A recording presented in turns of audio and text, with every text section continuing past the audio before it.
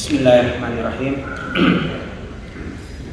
Assalamualaikum warahmatullahi wabarakatuh.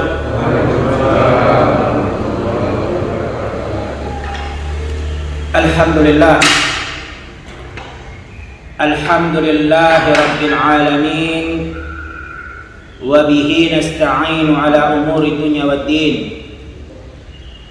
Wassalatu wassalamu ala rasulina wa habibina wa sayyidina Muhammad ibn Abdullah wa ala alihi wa ashabihi wa man wala, amma ba'd. Alhamdulillah, selalu kita memuja dan memuji Allah Subhanahu wa ta'ala atas segala nikmat-nikmat, anugerah-anugerah yang sangat banyak yang telah Allah berikan kepada kita. Daripada kenikmatan yang masih Allah berikan sampai sekarang ini adalah berupa kenikmatan iman, kenikmatan Islam, kenikmatan waktu luang, kenikmatan kesehatan, sehingga dengan itu kita dapat melanjutkan peribadatan kita kepada Allah Subhanahu wa ta'ala. Begitu pula kenikmatan yang masih Allah Subhanahu wa ta'ala berikan kepada kita sampai sekarang ini adalah kenikmatan kita dapat berkumpul di dalam rumah Allah Subhanahu wa ta'ala dalam rangka untuk menuntut ilmu, dalam rangka untuk bermajelis ilmu, mendengarkan firman Allah Subhanahu wa ta'ala dan apa yang disabdakan oleh Nabi Muhammad sallallahu alaihi wasallam. Yang mana majelis ilmu ini adalah salah satu cara agar Allah Subhanahu wa ta'ala memudahkan kita untuk masuk ke dalam surga. Sebagaimana kata Rasulullah sallallahu alaihi wasallam, man salaka tariqan yaltamisu fihi ilman sahalallahu lahu bihi tariqan ilal jannah. Kata Rasulullah sallallahu alaihi wasallam, siapa yang keluar dari tempat tinggalnya, melangkahkan kakinya dalam rangka untuk mencari majelis ilmu, duduk di dalam majelis ilmu, mendengarkan firman Allah Subhanahu wa ta'ala dan apa yang disabdakan oleh Nabi Muhammad sallallahu alaihi wasallam, kata Rasulullah sallallahu alaihi wasallam, dengan itu pula Allah akan mudahkan langkah kakinya kelak masuk ke dalam surga Allah Subhanahu wa ta'ala. Oleh karena itu jamaah sekalian yang dirahmati Allah Subhanahu wa ta'ala, teruslah kita bersemangat untuk bermajelis ilmu. Teruslah kita fokus untuk mendengarkan apa yang difirmankan oleh Allah Subhanahu wa ta'ala. Karena sesungguhnya ketika kita mendapatkan kabar daripada keluarga saudara yang kita cintai, yang sudah lama tidak berjumpa, pastilah kita akan serius membaca kabar tersebut, mendengarkan kabar tersebut. Oleh karena itu terlebih lagi ketika kita mendengarkan kabar daripada surat-surat firman Allah Subhanahu wa ta'ala, maka kita pun harus lebih fokus lagi dan lebih semangat lagi mendengarkan dan mengamalkan apa yang dikhabarkan oleh Allah Subhanahu wa ta'ala di dalam Al-Qur'anil Karim. Jamaah yang dirahmati Allah Subhanahu wa ta'ala, begitu pula selalu salawat dan salam kita panjatkan kepada Nabi kita, Nabi yang mulia, Nabi besar Nabi Muhammad sallallahu alaihi wasallam, dan kepada keluarga-keluarganya dan para sahabat-sahabatnya, tidak terkecuali satupun dari mereka, karena semua telah Allah katakan radhiyallahu anhum wa radu'an. Allah telah ridha kepada mereka semua dan mereka pun semua telah ridha kepada Allah Subhanahu wa ta'ala. Hadirin jamaah yang dirahmati Allah Subhanahu wa ta'ala, sebagaimana yang telah diamanahkan kepada kita, yang mana kajian kita di setiap Sabtu pekan pertama, tetapi khusus di hari Jumat ini ba'da subuh, kita diamanahkan untuk menyampaikan beberapa hal, khususnya yang berkaitan dengan kurban. Jamaah yang dirahmati Allah Subhanahu wa ta'ala, sudah tidak terasa, mungkin kurang lebih 8 hari lagi kita akan memasuki bulan Dzulhijjah dan bulan Dzulqa'dah akan berlalu dari kita. Yang mana bulan Dzulqa'dah dan bulan Dzulhijjah ini adalah termasuk daripada bulan-bulan yang Allah Subhanahu wa taala istimewakan, yang Allah haramkan. Tetapi jamaah sekalian yang dirahmati Allah Subhanahu wa taala, pembahasan kita sebagaimana kita sampaikan di awal tadi bukanlah yang berkaitan dengan memuliakan bulan haram, tetapi yang lebih khusus lagi yaitu yang berkaitan dengan udhiyah atau yang disebut dengan menyembelih hewan kurban. Jamaah yang dirahmati Allah Subhanahu wa taala, Rasulullah sallallahu alaihi wasallam bersabda, "Innal a'zamil ayyam yauman nahar." Kata Rasulullah sallallahu alaihi wasallam, sesungguhnya hari-hari yang paling agung, yang paling besar, yang paling mulia di hadapan Allah Subhanahu wa taala adalah hari An-Nahar, hari disembelihnya hewan kurban untuk Allah Subhanahu wa ta'ala. Bahkan sepakat para ulama bahwasannya hari yang mana di situ disembelih hewan kurban untuk Allah Subhanahu wa ta'ala secara khususnya atau secara umumnya, yaitu 10 hari pertama di bulan Dzulhijjah, adalah hari-hari yang lebih utama, yang lebih afdal, walaupun dibandingkan dengan bulan Ramadan yang jumlahnya 29 hari atau 30 hari. Kenapa kata para ulama? Kenapa 10 hari di bulan Dzulhijjah atau lebih khususnya yaitu hari di mana disembelihnya hewan kurban itu menjadi hari yang lebih utama, hari yang lebih istimewa dibandingkan bulan Ramadan 29 hari atau 30 hari? Kata para ulama, karena semua amalan-amalan yang dilakukan di bulan Ramadan itu semua bisa dilakukan di 10 hari pertama bulan Dzulhijjah secara umum. Tetapi sebaliknya, ada satu ibadah, satu amalan yang dikerjakan di salah satu hari bulan Dzulhijjah yang tidak bisa dilakukan di bulan Ramadan yang jumlahnya 30 hari atau 29 hari. Apa itu? Yaitu pertama adalah menyembelih hewan kurban. Itu tidak bisa dikerjakan kecuali di 10 Dzulhijjah, 11 Dzulhijjah, 12 Dzulhijjah, dan 13 Dzulhijjah. Setelah itu selesai, harus nunggu tahun depan.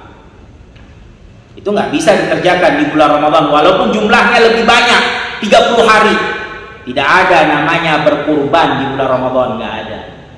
Tetapi membaca Al-Quran, berpuasa seperti di bulan Ramadan, i'tikaf di rumah Allah, di masjid, itu bisa dikerjakan di salah satu daripada hari bulan Dzulhijjah. Bisa kita berpuasa, bahkan dianjurkan untuk berpuasa di tanggal 9 Dzulhijjah, hari Arafah. Bisa juga kita i'tikaf di rumah Allah, karena i'tikaf itu umum, kapanpun bisa dikerjakan, walaupun lebih ditekankan di bulan Ramadan. Tetapi di hari-hari biasa juga bisa. Bisa kita baca Al-Quran di 10 hari pertama bulan Dzulhijjah, bisa. Semua yang kita kerjakan di bulan Ramadan juga bisa dikerjakan di bulan Dzulhijjah. Tapi sebaliknya, tidak semua amalan di bulan Dzulhijjah bisa dikerjakan di bulan Ramadan. Itu alasan para ulama kenapa bulan Dzulhijjah secara umum atau secara khususnya hari di mana disembelihnya hewan kurban 10, 11, 12, 13 itu lebih utama walaupun dibandingkan dengan bulan Ramadan, walaupun jumlahnya 30 hari atau 29 hari.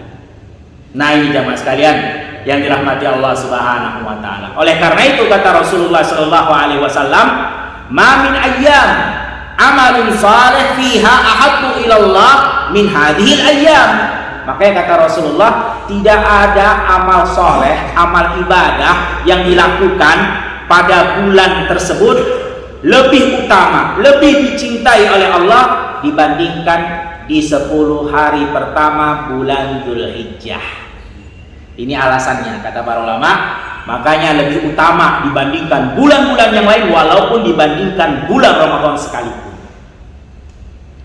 Oleh karena itu jamaah sekalian yang dirahmati Allah Subhanahu wa taala, sangat diharapkan untuk setiap kaum muslimin bisa berkurban di hari mana kita menyembelih hewan kurban tersebut. Kita nggak diminta untuk menyembelih anak kita seperti Nabi Ibrahim, enggak. Yang diminta oleh Allah Subhanahu wa taala hanya seekor kambing atau seekor sapi. Waduh, kalau sapi berat Ustadz sendiri. Ya sudah, Allah ringankan. Kalau berat seekor sapi sendiri boleh dibagi 7 orang. Kalau kambing juga berat, 3 juta, 4 juta. Ya sudah, kata Allah Subhanahu wa taala, kalau berat kambing, Allah ringankan domba boleh disembelih walaupun umurnya masih 6 bulan. Domba kecil, cempe, anak domba. Berapa sih kira-kiranya anak domba yang 6 bulan itu? 6 bulan boleh, sesuai dengan pendapat ulama yang rajih, yang dikuatkan, khusus domba. Kalau kambing 1 tahun, itu kalau kambing kacang 1 tahun dan ke atasnya. Tapi kalau domba 6 bulan, 6 bulan itu segini, kecil. Ada kira-kira harganya 1 juta atau 1 juta lebih. Perasaan nggak nyampe 2 juta, 1 juta sekian, 1,5 juta pun nggak nyampe, 1 juta sekian ratus ribu kurang lebih. Bahkan seingat saya, waktu kita di bulan Syawal setelah Ramadan, sempat kita juga makan-makan dengan keluarga. Kita beli kambing yang kecil itu, anak kambing, nggak sampai 1 juta, 800-an ya, 800-700-an. Bikinlah, oh kalau hari kurban naik harganya, bikinlah 1 juta 200-300-an atau 1,5. Wah, 1,5 nggak mampu juga Ustaz. Handphone antum harganya berapa? Rata-rata 2 juta ke atas semua handphone sekarang. Ya, jual tuh handphone. Loh, kok bisa Ustaz dijual handphone? Jangan khawatir, Allah gantikan dengan yang lebih hebat lagi, lebih besar lagi Allah gantikan. Bukan 100 kali lipat, 200 kali lipat, bukan jemaah. 700 kali lipat Allah ganti. Ini kalau antum percaya. Masalahnya terkadang percaya sih percaya, yakinnya kurang. Ya macam kita punya orang tua, kita percaya orang tua kita nggak mungkin bohong, orang tua kita pasti sayang sama anaknya, itu sudah mutlak. Namanya orang tua nggak mungkin dia benci sama anaknya, dia sayang. Percaya itu anak kepada orang tuanya. Ketika dijanjikan, nak, kamu kalau bisa dapat ranking 1 di sekolah, papa belikan apa yang kamu mau, nak. Mau handphone baru pengeluaran terbaru, papa belikan. Mobil pun papa belikan. Dan orang tuanya nggak bohong, orang tuanya sayang sama anaknya. Anaknya pun percaya orang tuanya pasti akan memberikan apa yang sudah dijanjikan. Masalahnya terkadang anaknya nggak yakin. Karena apa? Karena dia tahu orang tuanya kerjanya apa sih? Nggak mungkin bisa beli mobil kan gitu. Mungkin kerjanya cuma menjaga kebun dan lain-lain. Nah begitulah jemaah, terkadang sih kalau dibilang kita percaya dengan janji Allah, cuman yakinnya ini bisa nggak Allah kasih di dunia, kurang yakin kita. Kita lebih yakin dengan apa yang manusia janjikan. Kalau ada manusia yang sudah kita kenal, dia orang kaya, rumahnya kita tahu hartanya itu banyak, lupa bawa dompet, kemudian minta pinjam uang, boleh nggak saya pinjam 1 juta, 2 juta, nanti saya bayar. Dia lupa bawa dompet dan kita kenalnya orang kaya, jangankan 2 juta, 10 juta pun besok dia ganti. Kita tahu rumahnya, kita tahu hartanya, kita tahu kerjaannya. Nah ini kira-kira kalau ada manusia seperti itu, kita pinjemin nggak kalau dia mau pinjem uang? Pasti terbukti. Kenapa? Terlihat di mata. Itu orang kaya, kekayaannya cuma seberapa. Lah ini yang maha kaya Allah Subhanahu wa ta'ala yang mengatakan, masalul ladzina yunfiquna amwalahum fi sabilillah. Perumpamaan orang yang mengeluarkan hartanya di jalan Allah. Berkurban itu adalah salah satu daripada mengeluarkan harta di jalan Allah. Berkurban bukan sia-sia, gimana? Berkurban bukan hambur-hamburin duit. Berkurban adalah menginfakkan hartanya di jalan Allah, kata Allah Subhanahu wa taala. Seperti apa kata Allah?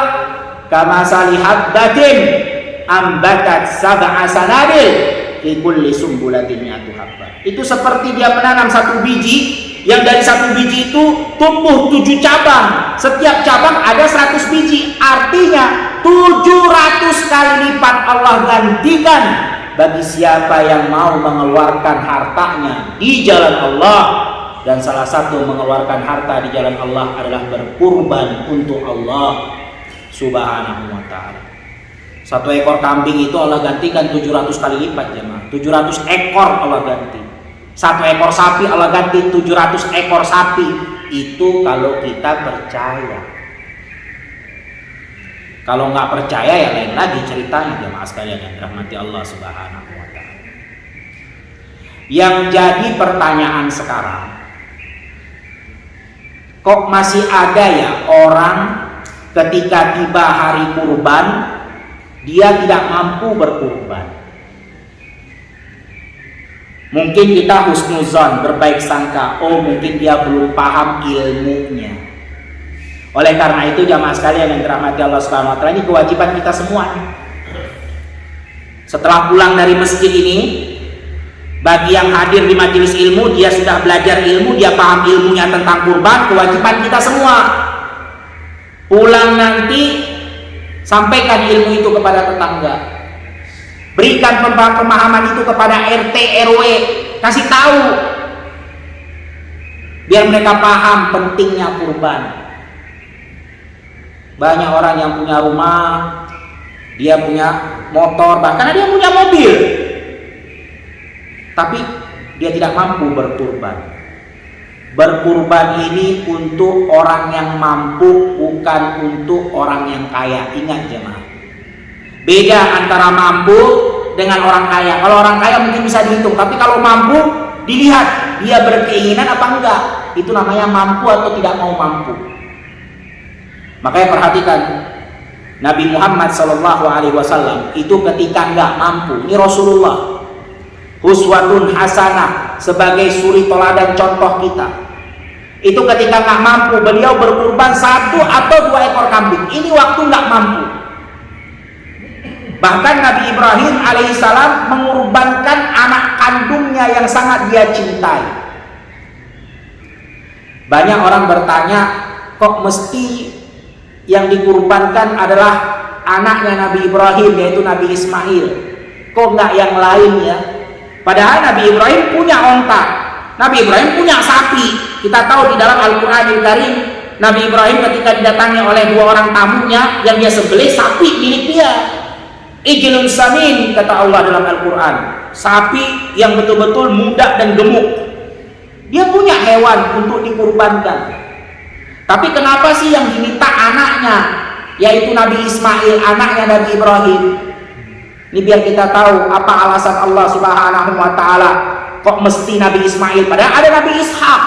Dan Nabi Ishak juga adalah anaknya Nabi Ibrahim, sama-sama anak kandung, cuma beda ibu, satu dari Hajar, satu dari Sarah. Tapi sama-sama anak kandung, darah dagingnya Nabi Ibrahim. Kenapa harus Nabi Ismail yang disuruh dikurbankan? Ini biar tahu, karena Allah Subhanahu wa ta'ala ingin menguji kita. Begitu juga Nabi Ibrahim dengan harta yang paling kita cintai. Pada saat itu harta yang paling dicintai oleh Nabi Ibrahim adalah anaknya Nabi Ismail. Kenapa? Karena yang pertama, Nabi Ismail adalah anak pertama, laki-laki lagi, dan itu adalah anak yang sudah ditunggu-tunggu sekian puluh tahun. Karena Nabi Ismail dulu yang lahir, baru menyusul Nabi Ishak. Dan kita tahu harta yang paling berharga adalah keluarga. Dan Nabi Ibrahim yang paling dia cintai, harta miliknya adalah anaknya, keluarganya. Makanya Allah minta itu yang paling dicintai, itu Allah minta. Barulah disebut dengan albir, orang yang melakukan kebaikan. Ustadz, dalilnya dari mana? Surat Ali Imran ayat 92. Apa kata Allah Subhanahu wa ta'ala? lan tanalul birra hatta tunfiqu mimma tuhibbun. Belum kalian dijadikan orang yang memperoleh kebaikan, belum, kata Allah, sampai kalian menginfakkan harta yang paling kalian cintai. Nabi Ibrahim yang paling dia cintai pada saat itu anak kandungnya Nabi Ismail, anak yang pertama satu-satunya pada saat itu.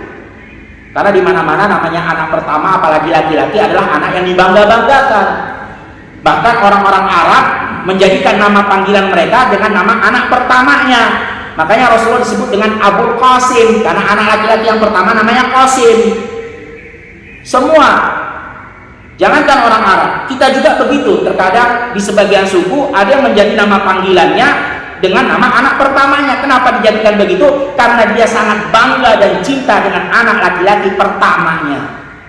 Makanya ada sebagian nama dia, contohnya mungkin Abdul Hadi, tapi nggak dipanggil Abdul Hadi, mungkin dipanggil Abu Muhammad. Kenapa? Anak yang pertama laki-laki namanya Muhammad.